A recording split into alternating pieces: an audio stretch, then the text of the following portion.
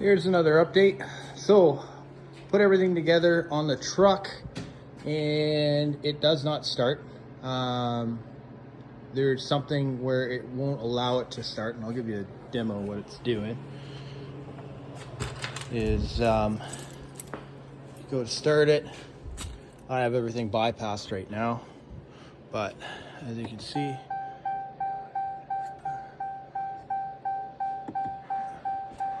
so now it has the countdown. It has to press the clutch in, but if I went to, so I don't have the clutch pressed in, but I have it ground out, it just shuts off.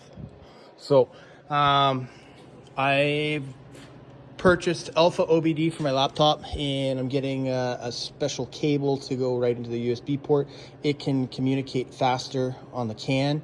I want to do a radio hub reset because there's a loss of transmission control unit fault, and I think that has something to do with it. With Alpha OBD, I'll be able to maybe do some coding out of it, and try to maybe change some of the provisions that the truck wants to see. Hopefully it'll start. I did have it running when I jumped the starter, but yeah, that's kind of where this is all at. A bit of a letdown because a lot of the guys that I've been following on these swaps, they ground out the pin 4 at the valve body connector, and that's a yellow with a blue stripe on it, and they typically don't have issues, but this truck does. Being 2018, it also has that safety gateway module, or whatever you want to call it. So I don't know if that has something to do with it. The 18s just make it that much more complicated. The shift boots are all somewhat in. I'm gonna start getting the consoles wiring cleaned up. Gotta figure out the vent to this guy here, and I need to clean up some wiring under here, but I'm gonna get it back together. I got my drive shafts back today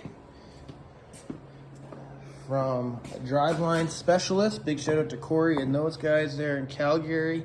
So this one here, they lengthened it 1 3/4 for me, so I'm gonna try that out. And then this from factory said, you know, the aluminum shafts were on a little on the short side, so he just polished it so where the seal rides, it's just gonna move it back that much further. So the seal is riding right around here, so I got quite a bit more space. So he said give that a go and give him some feedback on that. Big reason why is he doesn't like cutting these, because this is almost like it's not really welded, it's more like almost like a crimp type style on that. And he said, you know, you're really limited with what you can do on it. He's like, if we don't have to get away, if we can get away without doing it, let's. So that's kind of where we are at on that. The other thing I've done is I didn't find the correct pigtail for the reverse switch on the G56. So what I decided to do is, you can't really see it, you can kind of see it there, is I put 2 pins in, big piece of shrink tube, and then I made my own pigtail for it. And I don't know if you can see that, but I'll wire that in. I got to figure out exactly where I'm going to go with that, because I'm not have a clear indication of it with the backup camera, the parking rear sensors, and all that. So being a layer trim, it's got a bit of stuff to figure out. Again, Alpha OBD, I think I can probably do a bit of coding to help me out with that. Maybe think the truck is a manual and I can use some of those inputs. But it's definitely going to be a trial and error basis. I'll keep you updated with what I find, so anybody else that has never gone up against this can kind of have the way kind of already made for them. So it runs, it starts again when I jump it, and I didn't have the shaft in, so I spit a lot of ATF as a transfer case, so I shut it down right away. But it was a good feeling knowing that it starts and runs, even though I had to bypass some stuff. So I've been going through the wiring on this truck, and one of the big things I want to do is get the reverse switch working factory. This truck's a 2018 Mega Cab 2500. I've kind of gone through that already, but for anybody that's just watching this or picking this up now, that's what this truck is. And what I've been running into is trying to find the factory G56 wiring.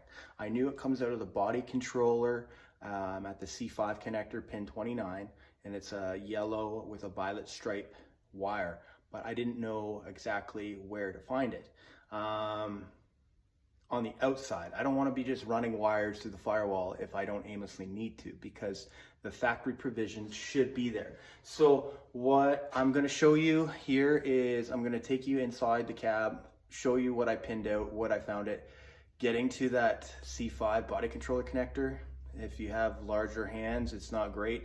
You need to almost have like a I don't know, 8-year-old child's hands to get in there and get it. But I got it. I got it pinned out. I ohmed it out. There is a factory provision that's there.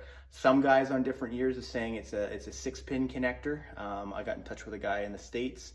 I'm in Canada, by the way, and he gave me a lot of good information of where to find it. Now, after I do this, what I want to do is hook up Alpha OBD. I just got the cable yesterday for it. I'm kind of new to it, so I'm gonna try to trial and learn it. But make it so it's a manual truck, so then that wire then gets powered up by the body controller and then gives the voltage down to the reverse switch. So pin 2 on the reverse switch should be power, pin 1 should be ground, and that should then hook up all your reverse lights. If you have park sensors, that should work for them, and also for your backup camera. Here's the wiring pinout that I did. Excuse my truck, it's filthy. I've been working just on the truck. So if you see in here, if you look way back in there, here, let me try to get a better vantage point. You see that white connection on the back? That is your C5 connector for the body controller. It is not easy to get into, okay? You can kind of go in through here if you have really small hands. What I did was went up in here and then out. But with this wiring provision, you guys shouldn't have to check this.